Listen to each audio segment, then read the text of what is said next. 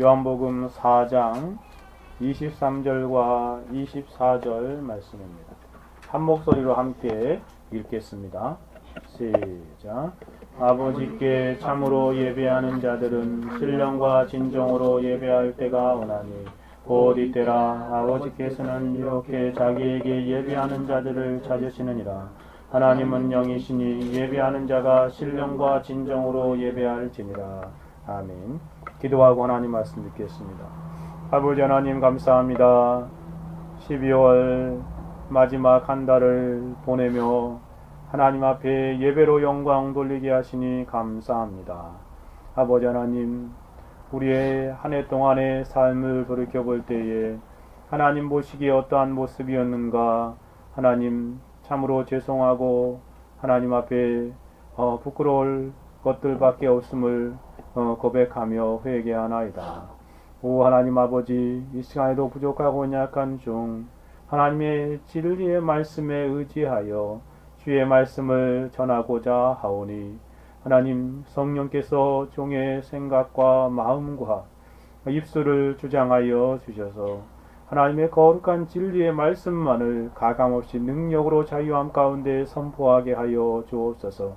사랑하는 주의 백성들, 하나님 주의 진리의 말씀을 청종케 하여 주옵시고 그 말씀으로 우리 자신을 돌아보며 우리가 하나님 앞에 바로 서게 하시며 하나님께 영광을 돌려드리는 시간 되게 하옵소서. 이 시간에도 성령 하나님께서 우리 가운데 역사하시고 주관하시는 놀라운 은혜들을 이루심을 찬송하오며 살아계시고 역사하시는 우리 주 예수 그리스도의 이름으로 기도하옵나이다. 아멘. 우리는 지금 2014년 마지막 달인 12월 달에 이르렀습니다. 하나님의 크신 은혜와 사랑이 넘치는 한 해를 살아왔지요. 그럼에도 불구하고 우리의 약함과 죄악으로 인한 아쉬움이 많은 한 해였지 않는가 하는 생각을 하게 되어집니다. 지난 수요일 저녁에 우리는 한 해 동안에 성경을 가까이 함에 대하여 되돌아보았습니다. 성경을 가까이 하는 사람이 복된 사람이라고 하시는데 우리는 어떠한 모습인가를 생각해 보았지요. 하나님 말씀을 읽는 자와 예언의 말씀을 읽는 자와 듣는 자와 지켜야 하는 자가 복되다, 때가 가깝다 라고 말씀하셨는데 하나님 앞에 우리는 어떠한 모습이었는가를 되돌아볼 때 참 부끄러운 것밖에 없었음을 생각해 보았습니다. 그러면 오늘은 우리의 예배 생활에 대하여 되돌아보는 시간이 되기를 바랍니다. 우리는 한 해 하나님께서 기뻐하시는 예배의 삶을 살아왔습니까? 주일만 생각해 보아도 52주가 우리에게 주어져 있었습니다. 오늘까지 50번째 주입니다. 우리의 예배의 삶은 어떠했습니까? 수요일 저녁 예배까지 생각해 본다면 우리는 하나님 앞에 예배할 삶에서 어떠한 평가를 받게 되겠습니까? 공적인 예배만 아니라 우리의 개인적인 예배의 삶은 어떠했습니까? 특별히 가정 예배의 삶은 어떠했습니까?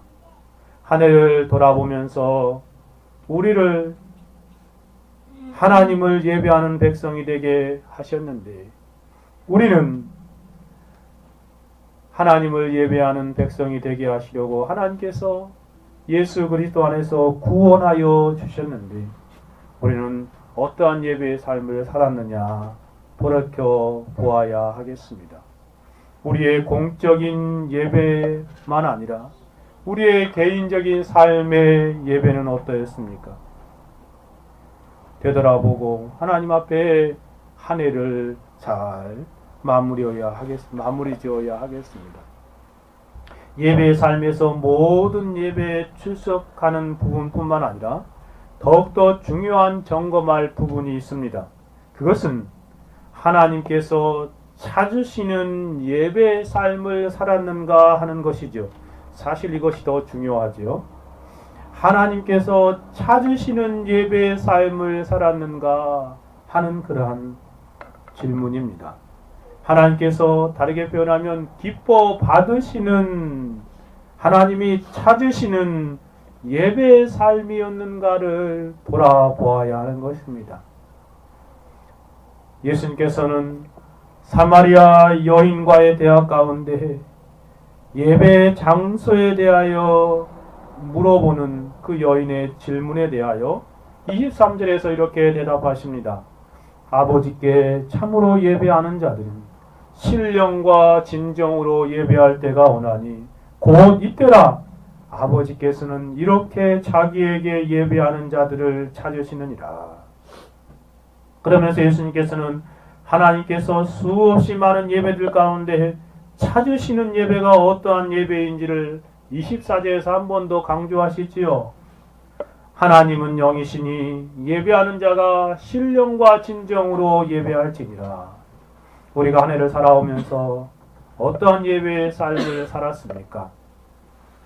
그러면 정말 본문을 숙고하면서 하나님이 우리 예배 가운데 보기를 원하시는 것이 무엇인지를 생각해 봅시다. 저는 본문을 숙고하면서 실천적인 교리로 이렇게 이 진리를 생각해 보고자 합니다. 하나님은 영과 진리로 예배하는 참된 예배를 받으신다는 것입니다. 성도는 하나님이 누구인지 바로 알고 성령과 진리 안에서 하나님을 예배할 때에 하나님을 영화롭게 한다는 것이지요. 다르게 오늘 아침에 교리 수술할 때 생각해 본 것처럼 하나님께서는 예배하는 자들을 찾으시는데 성도는 하나님이 찾으시는 예배의 삶을 살아간다는 진리도 숙고해 보아야 하겠습니다. 그럼 첫 번째로 우리가 생각해 볼 수 있는 것은 하나님께서 찾으시는 예배가 있다는 말씀입니다. 하나님께서 찾으시는 예배가 있음을 오늘 본문에서 우리에게 말씀하십니다. 한 해를 마무리하면서 개인적으로 오늘 우리에게 주어진 맥제니기 본문 가운데에서 이 말씀이 제 자신에 많이 와닿았습니다. 하나님께서 찾으시는 예배가 있구나.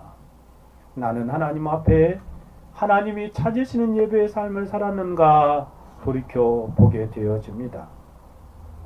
하나님께서 우리에게 찾으시는 예배가 있다는 것입니다. 예수님 말씀하시죠. 아버지께서는 이렇게 자기에게 예배하는 자들을 찾으시느니라 라고 말씀하십니다. 하나님 아버지께서는 올바른 방식으로 예배하는 사람들을 찾고 계시기에 우리가 예배를 그렇게 드려야 한다는 것입니다. 여기 찾으신다라는 말이 헬라어로 제이테이라는 말로 사용되었습니다.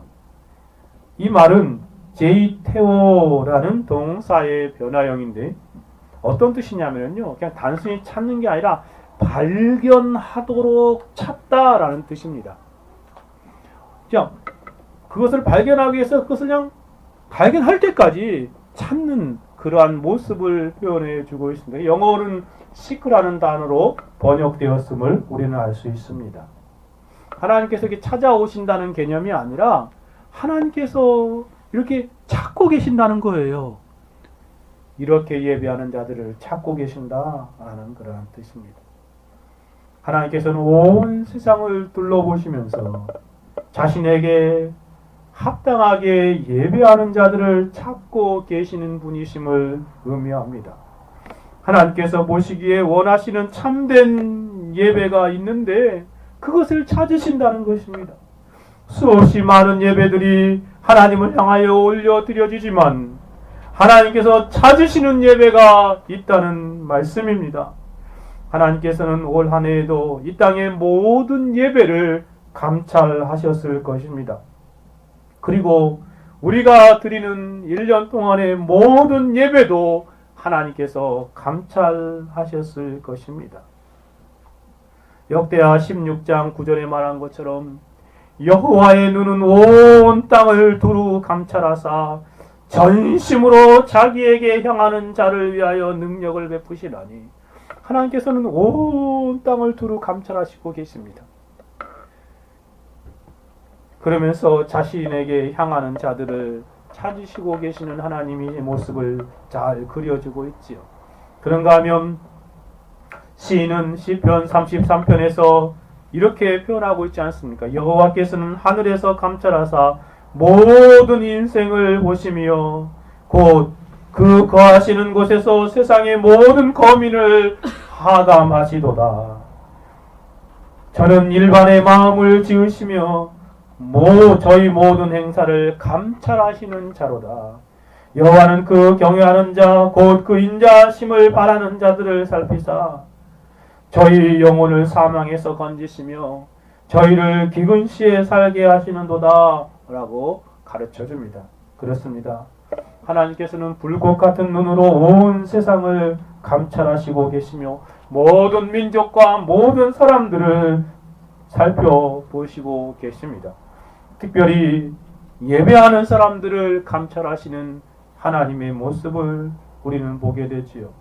많은 예배들 가운데 하나님께서는 바른 예배를 발견하기를 원하십니다.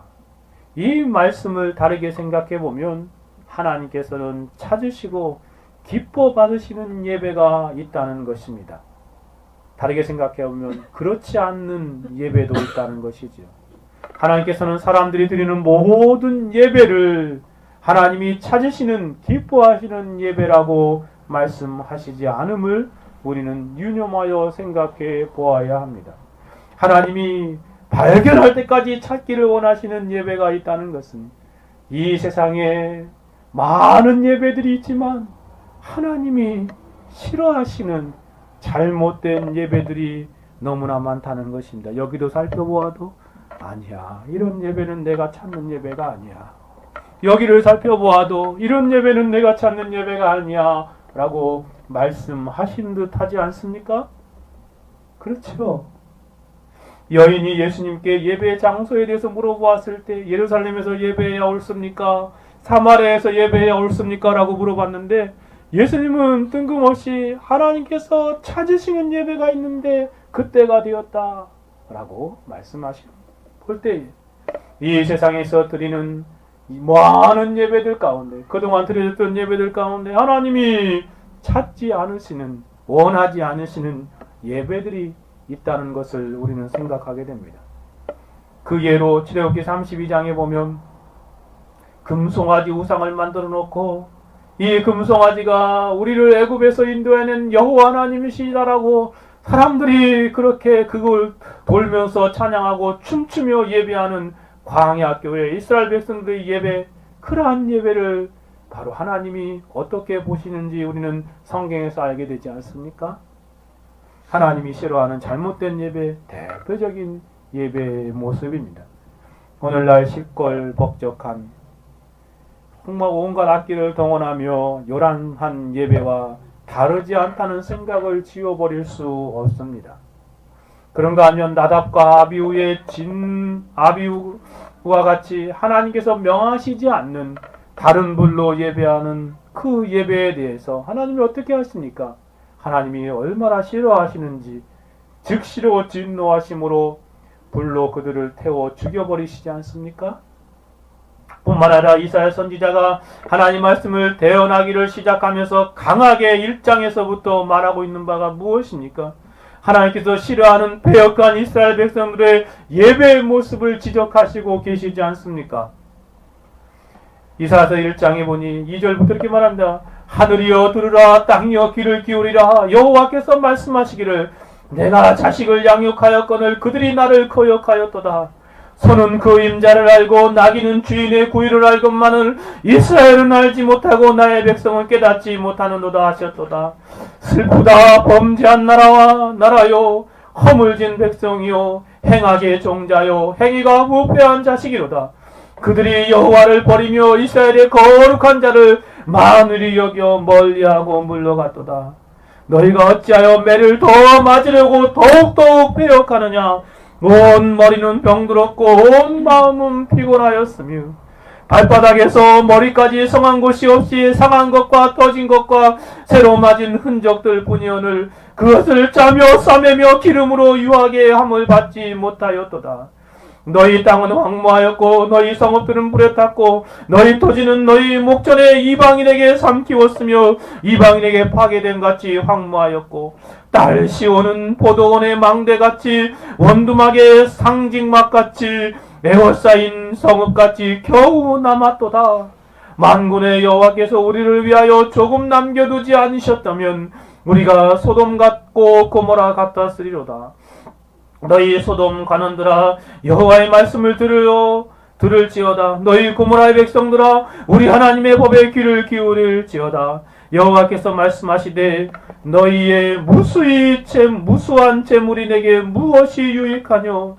나는 수양의 번제와 살찐 짐승의 기름에 배불렀고 나는 수송아지나 어린 양이나 수염소의 피를 기뻐하지 아니하노라. 너희가 내 앞에 보이려오니 그것을 누가 너희에게 요구하느뇨? 내 마당만 밟을 뿐이라. 헛된 재물을 다시 가져오지 말라. 본향은 나의 가증이 여기를 마요. 월삭과 안식일과 대회로 모이는 것도 그러하니 성회와 을로 악을 행하는 것을 내가 견디지 못하겠노라. 진실로 하나님께서는 모든 제사와 예배를 기뻐하지 않으시는 하나님이심을 가장 잘 표현해주는 그런 대표적인 구절이지 않습니까? 하나님께서 보시기에 조차도 싫어하는 제사와 예배가 있다는 것입니다. 그런가 하면 오늘날 본문의 배경 속에서 두 부류의 예배 형태가 등장하지 않습니까? 본문 속에서 예수님에게 질문하는 사마리아 여인이 속한 공동체인 사마리아인들의 예배입니다. 이 또한 하나님이 찾으시는 예배가 아니라는 것입니다. 예수님의 대답 속에서 우리는 사마리아인들이 그림신산에서 드리는 예배를 하나님이 기뻐하시는 예배가 아님을 분명하게 말하고 있습니다. 그런가 하면 또 다른 예배의 장소가 있었지요. 그것은 예루살렘의 예배의 형태입니다. 예수님께서 하나님께 찾으시는 예배가 바로 예루살렘의 예배의 모습도 아니다. 만약에 그랬다면 지금 예루살렘이 건재하게 남겨져 있었겠지요. 하나님께서는 다 흩어버렸습니다. 그죠? 통곡의 벽 하나만 남겨놓으셨지요. 하나님이 찾으시는 예배가 아닙니다. 오늘 본문 20절을 한번 읽어봅시다. 같이 읽어봅시다. 시작. 우리는 조상들을 이 산에서 예배하련 당신의 말은 예배할 곳이 있다. 여인의 질문이죠. 예수 21절 뭐라고 대답하십니까? 같이 읽어봅시다. 시작. 예수께서 가라사대 내 말을 믿으라. 이 산에서도 말고 예루살렘에서도 말고 너희가 아버지께 예배할 때가 이르리라. 그렇지요. 이 산엔 그리심산에서 드리는 사마리아인들의 예배도 말고 X입니다. 하나님이 찾으신 예배가 아니라는 거예요. 예루살렘에서도 말고 예루살렘의 예배도 하나님이 찾고 계시는 예배의 모습이 아니라는 말씀입니다. 그러면서 예수님께서는 22절에서 너희는 알지 못하는 것을 예배하고 우리는 아는 것을 예배, 이는 구원이 유대인에게 남이라 라고 말씀하십니다. 예수님께서는 그림신산의 사마리아 예배도 말고 예루살렘에서도 말고 라고 말씀하십니다. 두 장소의 예배는 하나님께서 찾으시는 참된 예배로 인정하시지 않습니다. 성경 속에서 뿐만 아니라 우리는 교회사가 진행되어 오면서 교회사 역사 가운데서도 하나님이 찾으시는 예배가 아닌 수많은 예배의 모습들을 볼 수 있습니다. 발견할 수 있습니다. 대표적인 경우가 로마 카톨릭 천주교의 미사이지 않습니까? 미사는요, 미신적인 제사이지 예배가 아닙니다. 존 칼빈이 기독교 강요 4권 18장에서 그 미사에 대해서 이렇게 말합니다. 가톨릭의 미사는 성만찬을 더럽힐 뿐만 아니라 그것을 소멸하는 모독적인 행위이다. 더 나아가서 아무리 찬란하게 장식한다 할지라도 미사는 그리스도에게 큰 모욕을 가하고 그의 십자가를 매장하고 은폐하며 그의 죽으심을 사람들이 잊어버리게 만들어버립니다. 그 죽으심이 우리에게 주는 은혜를 빼앗으며 그리스도의 죽음에 대한 기억을 우리에게 전하는 성찬의 힘을 약화시키고 소멸시킵니다. 이 사실을 하나님의 말씀으로 분명하게 증거한다면 이 가장 무거운 도끼로도, 즉 하나님의 말씀으로도 끊어서 파헤칠 수 없을 정도로 깊은 뿌리를 가지고 있는 것입니다. 이 빛이 그 밑에 숨은 악을 폭로할 수 없을 정도로 사람의 눈을 현혹한 덮개가 덮여 있습니다 라고 표현하고 있습니다. 여러분, 천주교의 미사는요, 하나님을 향한 모독적인 행위예요. 그런 예배가 어떻게 예배라고 말할 수 있습니까? 여러분, 개혁주의자들은 정말 바로 보고 청교도들은 더 극하게 미사를 비난했지요. 여러분이 잘 아는 20세기의 청교도라고, 마지막 청교도라고 할 수 있는 노이존스 목사님의 말을 인용해 보아도 그렇습니다.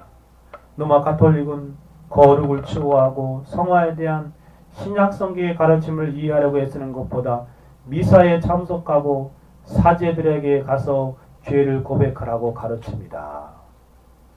그것을 땡이라는 거예요. 신자로서 정말 미사만 드리면 그 다 한 것처럼 말하는 것입니다. 사제 앞에 나아가서 죄를 고백해야 하고 일단 미사에 참석한 다음에는 여러분이 하고 싶은 대로 행해도 됩니다 라고 그렇게 가르친다는 것입니다. 여러분의 죄는 덮어졌고 다시 올바르게 고정되었으니 계속 여러분 이전의 길로 가십시오. 그러니까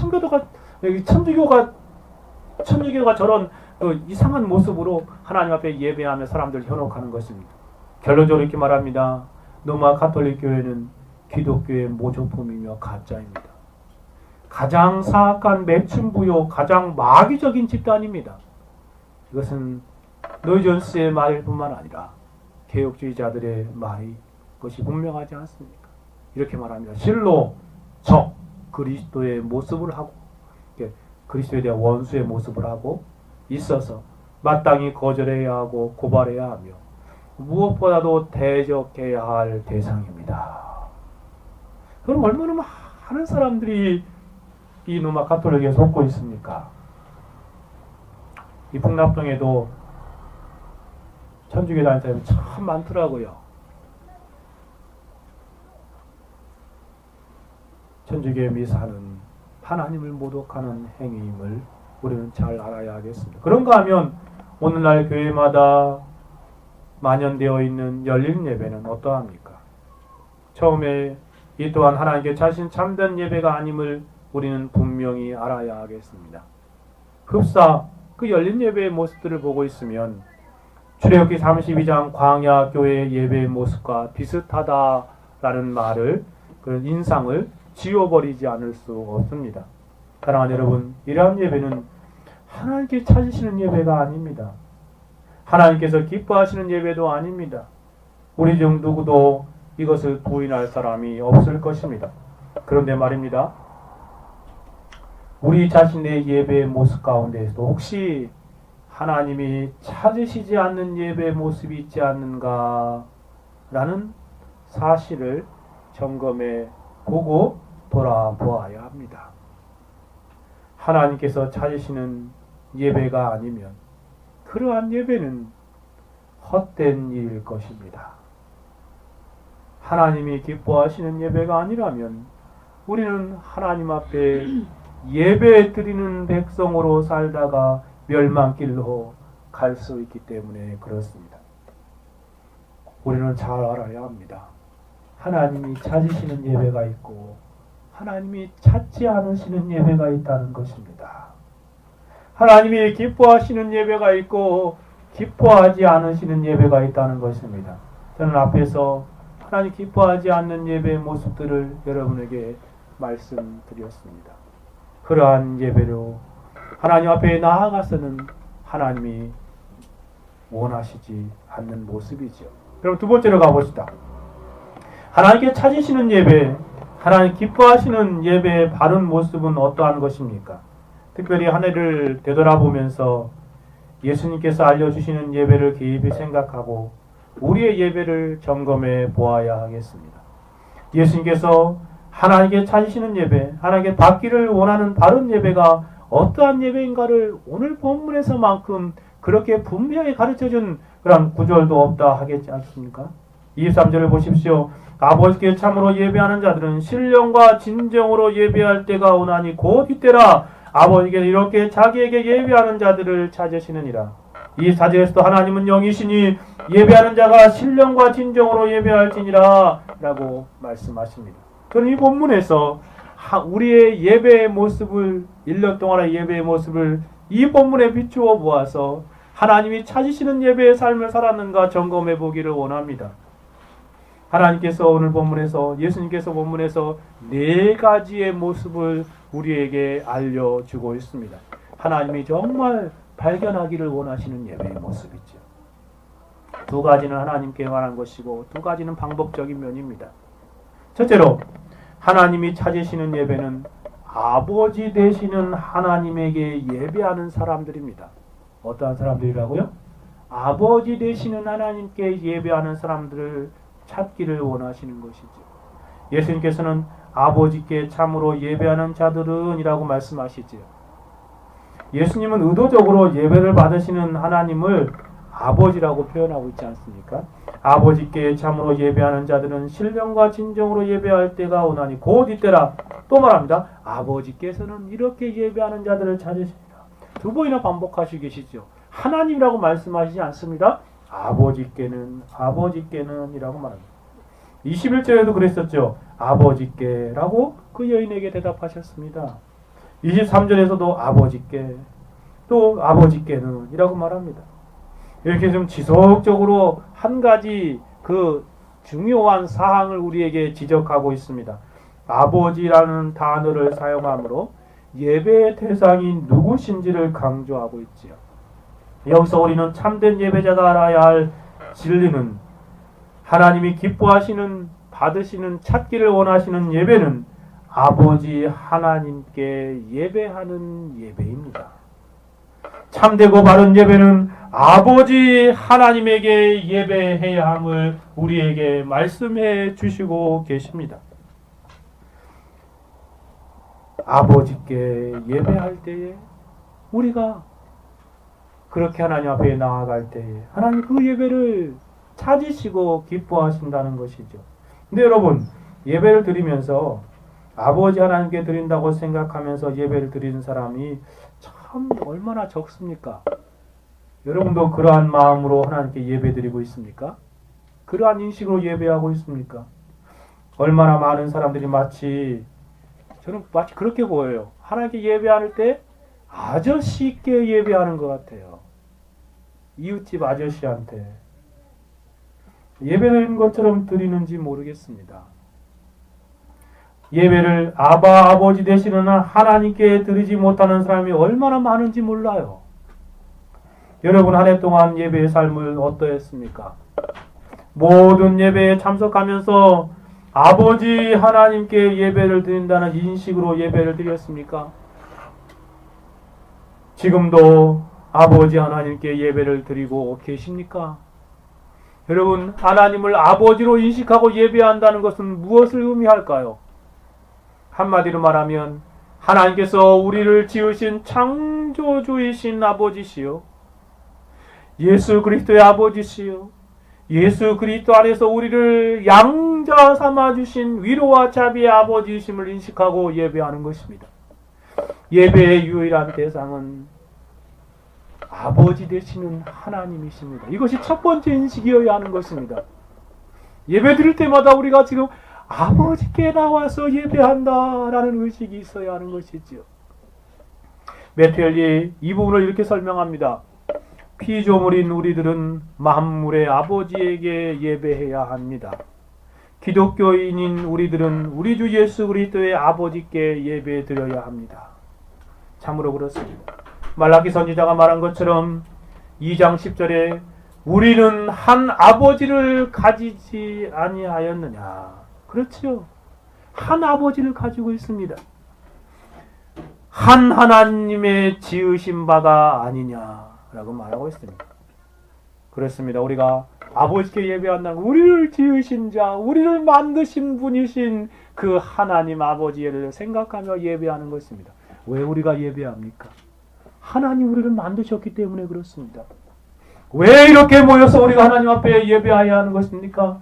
하나님의 우리의 창조자여, 우리는 그분의 피조물이기를 알기에 그 아버지 되신 하나님을 생각하며 예배하는 것입니다. 그런가 하면 고린도후서 1장 3절에서는 찬송하여다 그는 우리 주 예수 그리스도의 하나님이시요 자비의 아버지시요 모든 위로의 하나님이시다. 그렇습니다. 우리가 왜 하나님께 찬송해야 합니까? 우리가 왜 하나님께 예배해야 합니까? 그는 예수 그리스도의 하나님이실 뿐만 아니라 우리의 자비의 아버지 되시기 때문에 그렇습니다. 우리의 모든 위로를 베풀어 주시는 아버지 하나님이시기에 우리는 그분에게 나아가서 예배하는 것입니다. 감사 찬송 영광을 돌리는 것이지요. 로마서 8장 15절에도 너희는 다시 무소하는 종의 영을 받지 아니하였고 양자의 영을 받았으므로 아버지라고 부르짖느니라. 그렇습니다. 하나님께서 우리를 양자 삼아 주셨기에 하나님께 나와 아버지라 부르며 하나님 앞에 경배하며 예배하는 것입니다.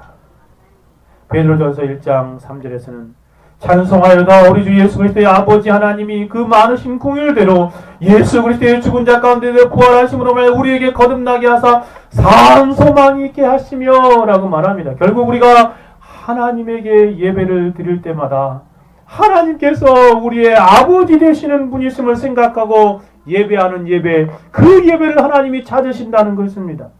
하나님은 자비와 공의이 풍성하신 아버지이십니다.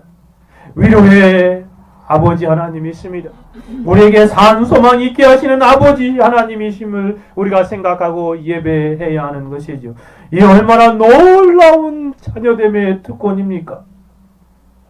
우리는 바로 이와 같은 아버지에게 예배하는 삶을 살아가는 것이죠. 사랑하는 여러분, 여러분은 올 한 해 예배를 드릴 때마다 아버지에게 나아가고 있다는 인식을 가지고 예배하셨습니까? 예배는 사람에게 하는 것이 아닙니다. 예배는 어떠한 그러한 것에 얽매여서 드리는 예배가 아닙니다.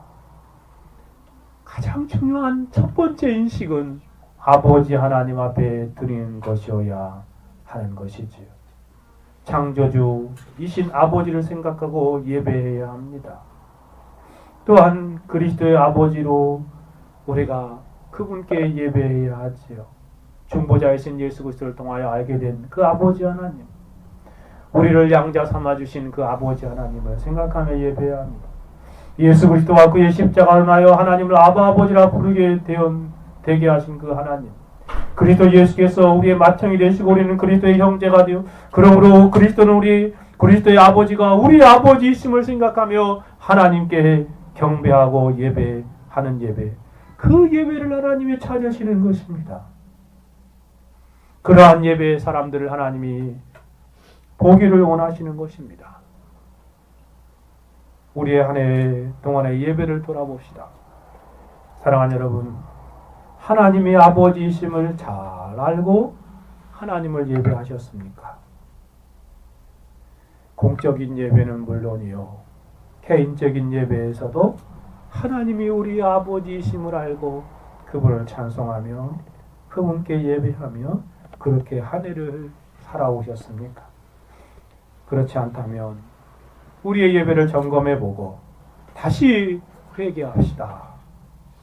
하나님, 우리가 예배할 때마다 하나님이 우리의 아버지 되심을 생각하지 못하고 경거망동하게 하나님이 찾지 않는 예배를 드렸습니다.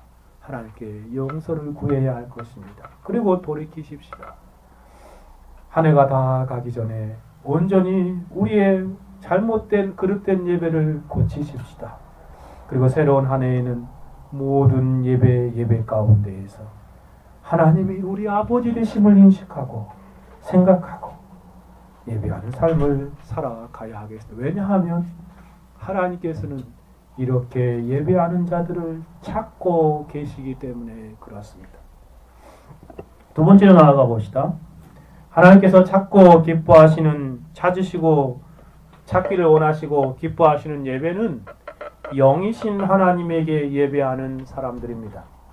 영이신 하나님을 생각하고 예배하는 사람이죠. 예수께서는 24절에서 한 번 더 이렇게 말씀하십니다. 그러면서 한 가지를 더 덧붙이시죠. 23절에서는 아버지를 강조하셨는데 24절에서는 영이신 하나님을 강조하십니다. 하나님은 영이시니 라고 말합니다. 우리의 예배의 대상인 아버지 하나님이 특별히 영이신 분이라는 말입니다. 하나님이 영이심을 알지 못하고 예배하면 하나님께서 찾으시고 기뻐하시는 예배가 될 수 없는 것이지요. 이 표현은 예배를 받으신 하나님의 본질적인 특징이 예배라고 말씀하시는 것이죠. 예수께서 이 말씀을 하심으로 예배의 자가 반드시 인식하고 기억하고 예배에 참여해야 될 중요한 인식을 하나님의 본질에 대한 인식을 말씀하신 것입니다. 영이신 하나님이지요.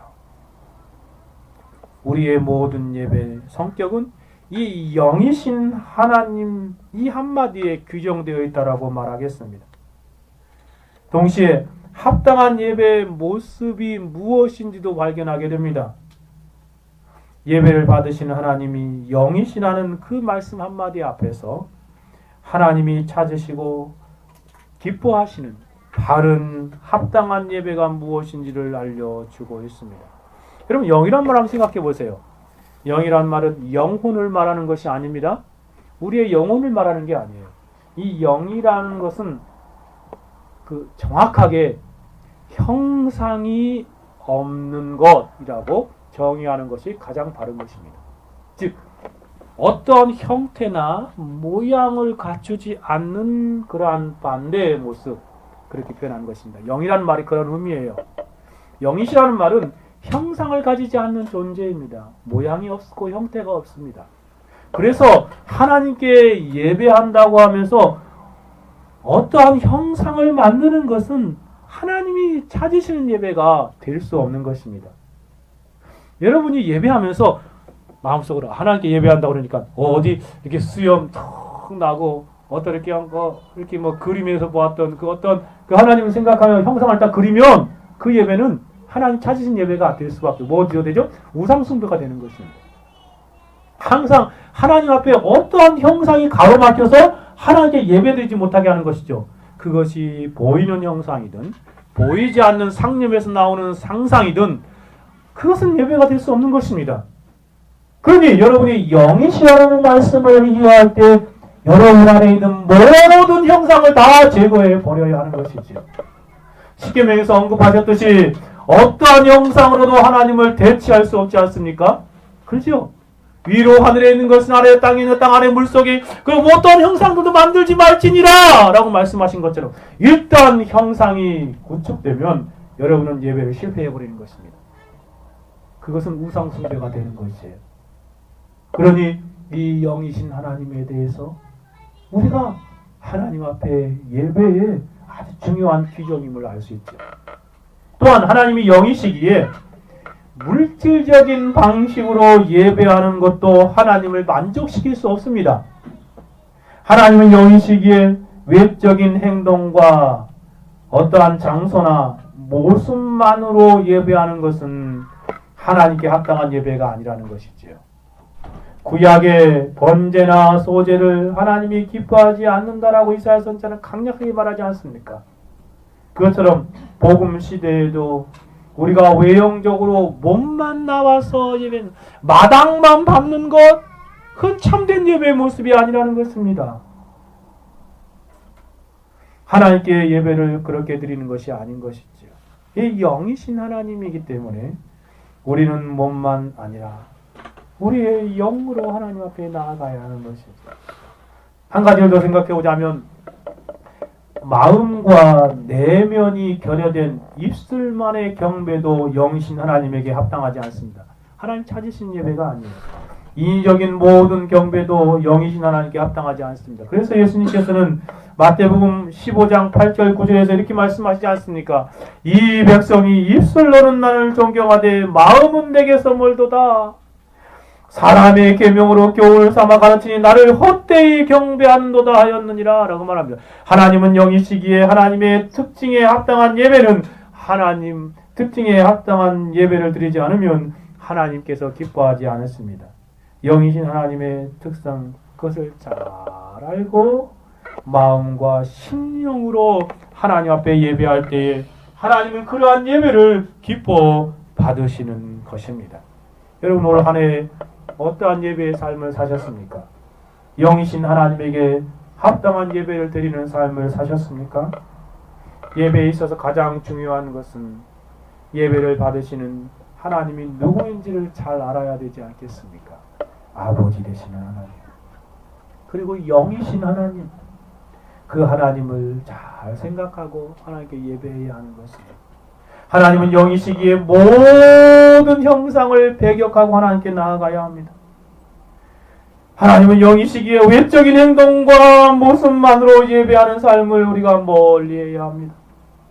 하나님은 영이시기에 내면이, 마음이, 심령이 결여된 입술만의 예배도 합당하지 않습니다. 하나님은 영이시기에 참된 예배는 영적인 심령의 예배여야 합니다.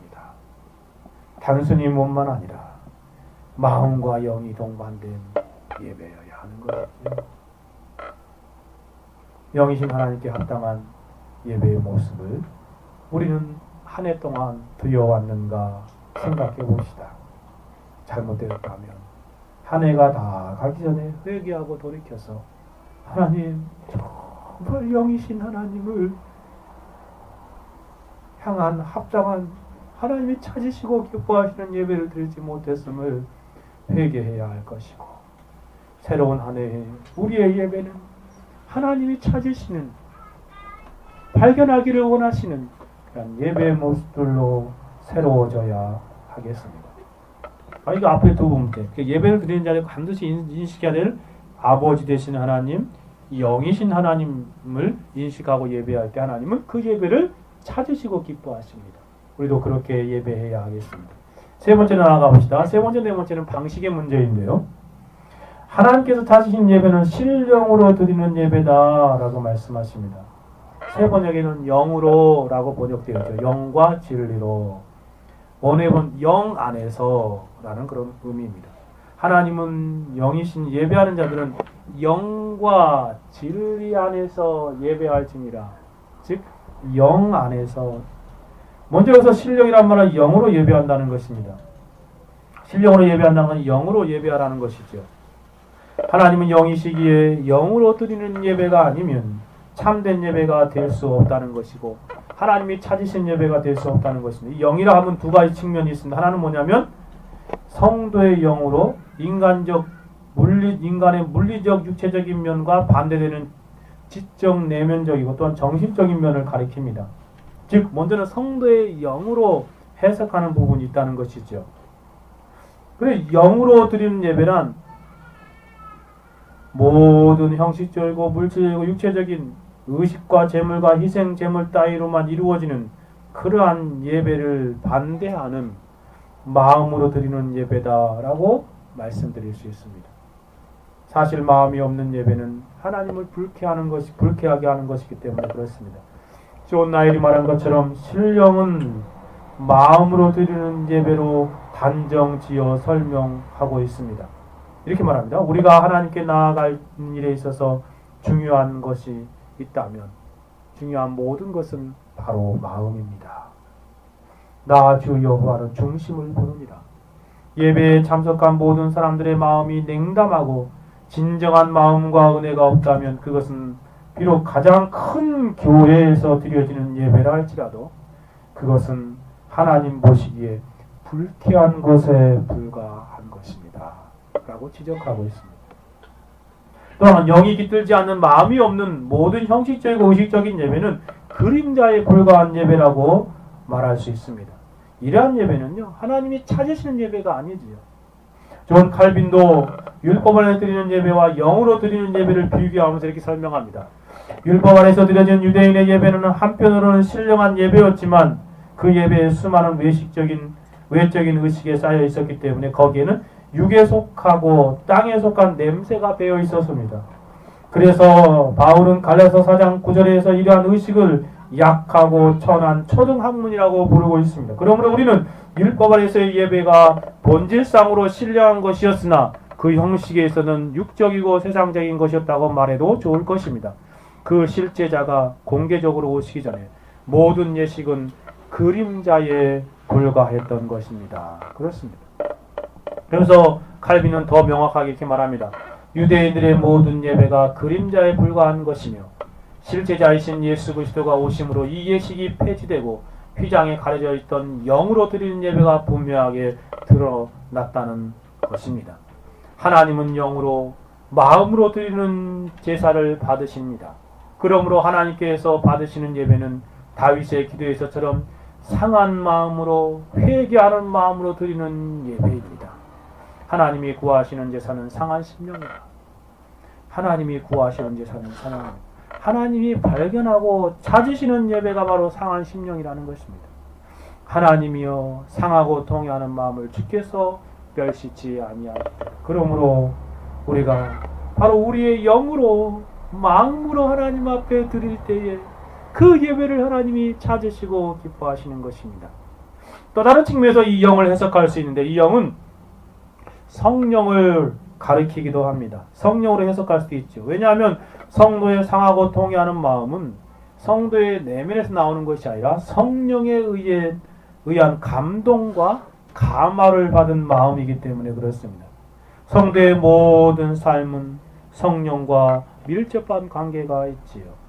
그래서 예배할 때에도 성령께서 그 영혼 안에 역사하실 때에 정말 성령의 의로 말미암아 영으로 마음으로 예배할 수 있는 것입니다. 예배함에 있어서 성령께서 역사하지 않으면 합당한 예배가 될 수 없습니다. 하나님께서 받으시는 예배는 그래서 성령의 역사하심 안에서 드려지는 예배라 말할 수 있습니다. 예배할 때 성령께서 역사하시면 하나님께서 그 예배를 찾으시는 것입니다. 하나님이 역사하실 때 그 예배는 참된 예배가 되는 것입니다. 성령이 역사하신 예배의 모습을 생각해 보십시오. 설교자에게 역사하시는 성령의 역사하심을 생각해 보십시오. 성령이 역사할 때 설교자는 하나님의 말씀을 사자처럼 배우라고 한마디 한마디가 거부할 수 없는 능력이 되어서 영혼들의 마음에 강한 영적인 각성이 일어나는 것이지요. 예루살렘 교회 베드로의 설교에서 보십시오. 성령이 역사할 때 그 강팍한 영혼들이 3천, 5천 수많은 무리들이 회개하고 주께로 돌아오지 않습니까? 성령이 역사할 때 회중들의 모습들을 생각해 보십시오. 성령이 역사하시면 예배 중에 놀라운 영적인 각성을 경험하게 됩니다. 죄를 깨닫습니다. 진리의 말씀이 생생하게 믿어집니다. 성령이 역사할 때 인격적인 반응이 나타납니다. 예배자의 마음을 지배하던 온갖 죄악들이 드러나고 실질적으로 고침을 받고 하나님의 신령한 은혜로 충만하여지는 것입니다. 예배 중에 하나님을 만나는 감격이 있습니다. 성령이 역사할 때 평범한 진리를 체험하게 됩니다. 전혀 새로운 진리인 것처럼 경험하게 되는 것이죠. 성령이 역사할 때 회중들은 그리스도와 십자가의 진리가 실체적으로 경험하게 되어지는 것입니다. 기독교의 모든 진리가 생생한 경험이 되어서 그 영혼을 사로잡습니다. 결국 성령이 역사할 때 예배는 참된 예배가 되어지는 것입니다. 여러분, 성령으로 드리는 이 예배를 아십니까? 성령이 주관하는 예배를 드리고 계십니까? 여러분이 예배할 때 성령이 역사하시고 주관하시는 것을 잘 알고 있습니까? 설교자에게 역사하시는 성령의 역사를 아십니까? 여러분 자신에게 역사하시는 성령의 역사를 아십니까?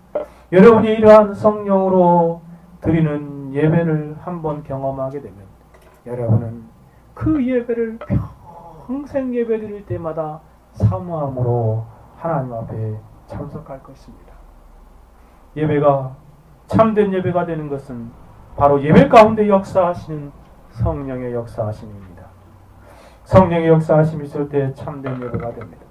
성령이 역사하시는 예배를 드림으로 예배를 드린 사람이 험악한 세상을 이길 하늘의 능력을 공급받습니다. 주일 하루를 온전히 예배를 드리고 6일을 하나님의 영광을 위해 살아가는 것이, 그러므로 이 진리를 아는 성도는 어떠해야 하겠습니까? 여러분, 무엇을 구해야 하겠습니까? 성령을 구하십시오. 예배에 성령께서 역사하기를 위해서 여러분이 일주일 동안 열심히 기도해야 하는 것입니다. 구하는 자에게 성령을 주시겠다고 약속하신 말씀을 붙들고 하나님 우리의 예배 중에도 성령께서 설교자에게 역사하여 주시고 모이는 회중과 청중들에게 역사해 주십시오. 그러한 마음으로 일주일을 살고 예배에 참석한다면 여러분은 성령 안에서 드리는 예배가 무엇인지 경험할 것이고 여러분의 기도 까닭에 온 교회가 성령으로 드리는 참된 예배로 하나님이 찾으시는 기뻐하시는 예배가 되어질 것입니다. 또한 예배 드릴 때에도 성령 하나님을 의지하며 예배하십시오. 예배할 때에 성령께서 우리의 마음을 다스려 주셔서 형식적인 유대인들의 예배가 아니라 마음에 감격이 있는 예배가 되기를 위해서 기도하십시오. 설교자에게 역사하여 주사 하나님 말씀을 대언할 수 있도록 위해서 기도해야 합니다. 신령으로 예배하려면 우리의 마음으로 하나님을 예배해야 하고 성령의 역사를 의지하여 성령으로 예배해야 하는 것입니다.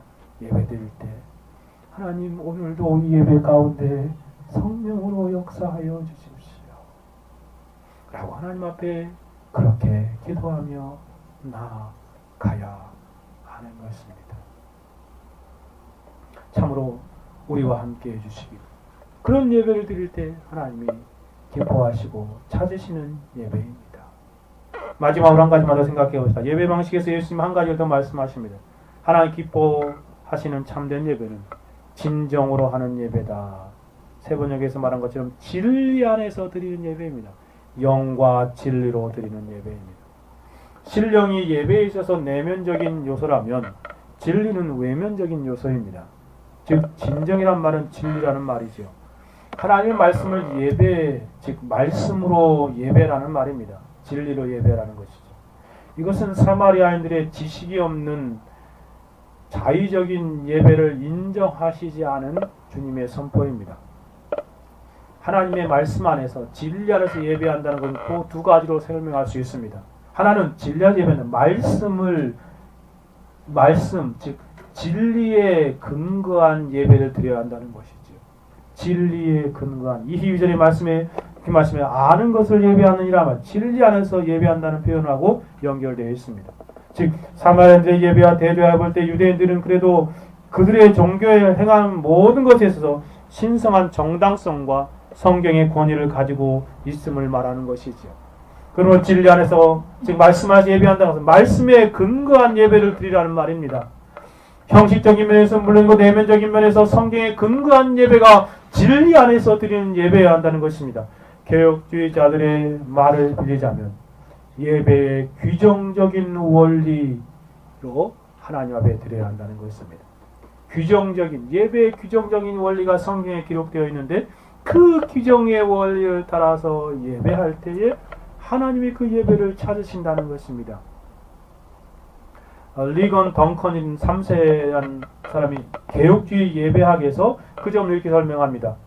하나님을 예배하는 방법에 대한 규범은 인간적인 창의성이 아니라 성경이 되어야 합니다. 하나님은 우리가 예배드리는 태도와 동기에 대해서만 관심을 보이시는 것이 아니라 방법에 대해서도 관심을 보이십니다. 성경은 우리가 어떻게 하나님을 예배하는지를 말하는 최고의 규범입니다. 그렇습니다.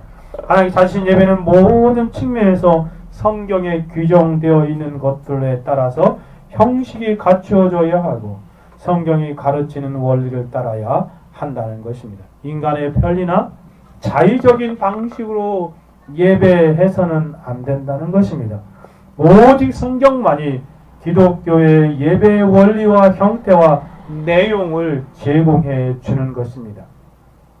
하나님께 찾으시는 참된 예배는 성경에 의해서 규정되어지는 것이지요.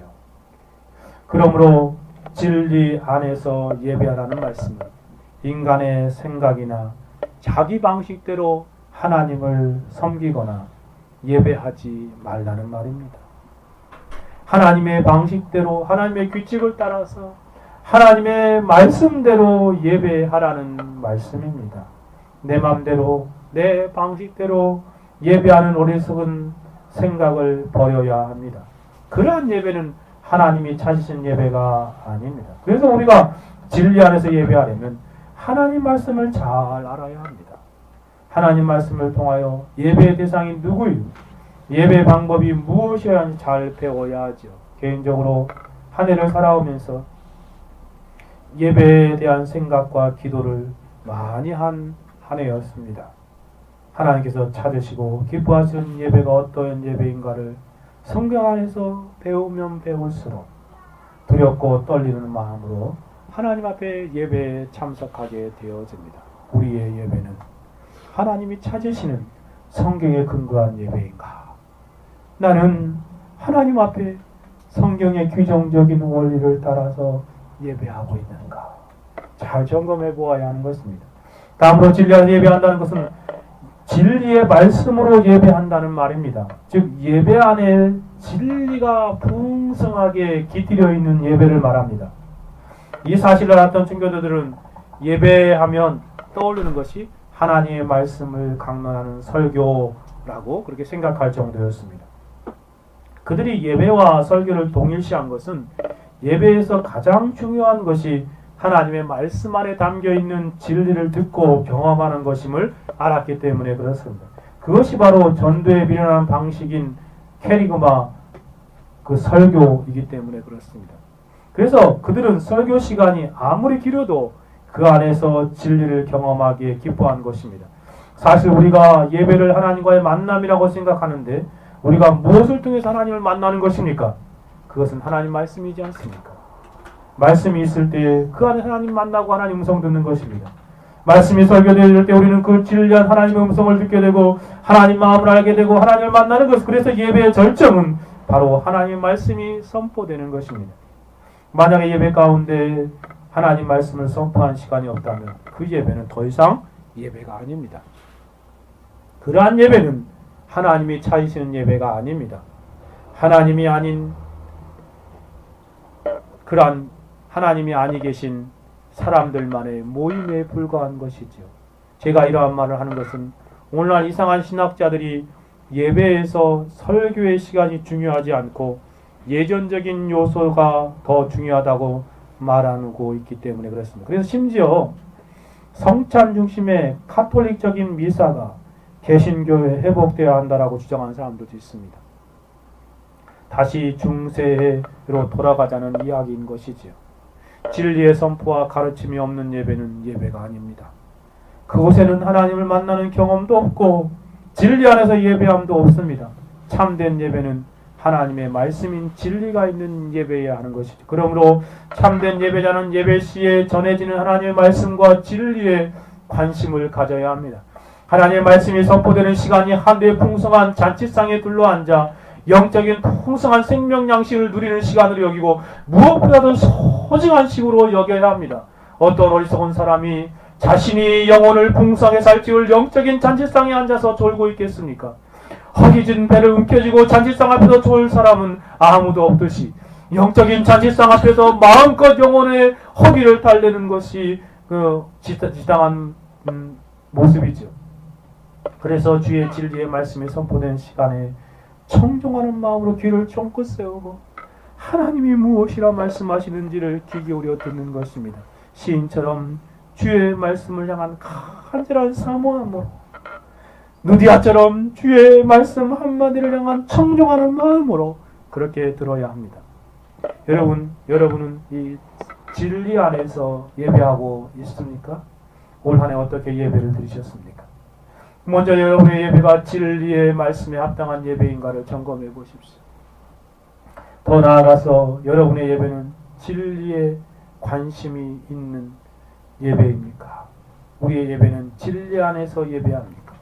우리는 각자 예배 가운데 진리를 풍성히 누리고 그 안에서 감격하고 하나님을 경험하고 있습니다. 우리가 이것을 위하여 특별하게 기도해야 하겠습니다. 우리의 예배를 진리가 가득한 예배가 되게 해주십시오. 하나님께서 설교자를 붙들어서 대언의 영으로 역사하여 풍성한 진리, 경험된 진리가 인격을 타고 쏟아져 나오기를 위해서 기도합시다. 그래서 예배 때마다 진리가 살아 역사하는 살았고 운동력인 하나님의 말씀이 우리 가운데 흥황케 되어지는 그러한 예배가 되기를 위해서 기도해야 하겠습니다. 말씀을 정리하고 마치려고 합니다. 우리는 하나님께서 찾으시는 예배를 드리고 있습니까? 올 한 해 어떠한 예배의 삶을 사셨습니까? 되돌아보고 회개할 것은 회개합시다. 하나님 앞에서 정말 아버지 되신 하나님을 인식하지 못했다. 회개. 영이신 하나님 앞에 합당한 예배가 아니면 하나님 앞에 회개합시다. 성령 안에서 드리는 예배가 무엇인지 모른다면 하나님께 구하십시오. 진리 안에서 드리지 못한 예배들이라면 회개합시다. 그리고 새로운 소망을 가지고 새로운 다짐으로 새해를 바라봅시다. 하나님께서 찾으시는 예배에 대해서 우리는 배웠습니다. 우리 자신을 잘 점검하고 하나님 앞에 하나님이 찾고 찾기를 망하는 예배가 우리의 예배가 되어지기를 원합니다. 우리는 하나님이 우리 아버지이심 알고 예배하고 있습니까? 영이신 하나님을 알고 예배합니까? 영으로 하나님께 합당한 예배를 드립니까? 신령으로 예배합니까? 진리로 예배합니까? 그러므로 우리 모두 하나님께 찾으시는 예배를 드리는 그런 예배자들이 됩시다. 하나님 기뻐하시는 참된 예배로 하나님 영광을 돌립시다. 2014년 한 해 동안 바르지 못한 예배의 삶을 살았다면 남은 기간 동안 철저히 회개합시다. 그리고 다가오는 2015년을 바라보면서 하나님 앞에 새롭게 다짐하고 기도하고 바르고 참된 예배를 드리기를 소망하며 하나님께 간구합시다. 남은 생에 하나님 앞에 하나님이 찾으시는 예배로 우리의 삶이 풍성한 영적인 은혜들을 누리게 되기를 간절히 소원합니다. 같이 한번 기도하겠습니다. 들은 말씀 생각하며 기도하겠습니다. 하나님, 참으로 우리 2014년의 예배를 되돌아봅니다. 하나님이 찾으시는 예배였는가 생각해 볼 때에 하나님 참 회개할 것밖에 없습니다 하면서 하나님께 회개하고요, 우리 바른 참된 하나님 자신 예배의 삶을 살기를 위해서 하나님의 도우심을 구합시다. 같이 한번 기도하겠습니다. 오 하나님 아버지 감사합니다. 참으로 하나님께서 하나님 우리 2014년 한 해를 보내면서 우리의 예배의 삶을 돌이켜보게 하나님 참으로 51주 하나님 어떠한 예배의 삶을 살아가시고 하나님 아버지 하나님이 찾으시는 예배의 결과를 돌이켜보게 하시고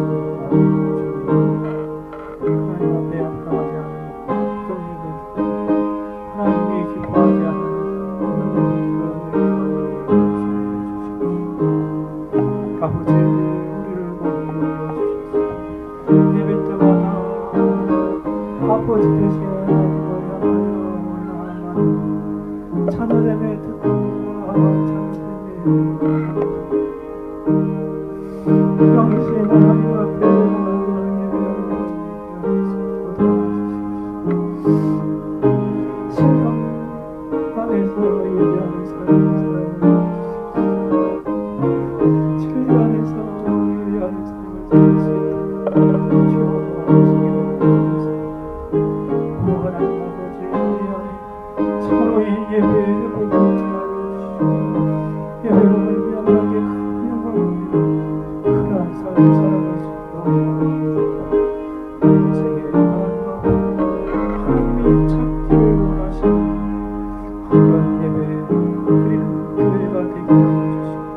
가정이 되게 하시고 우리 교회 성도를 되게 하시고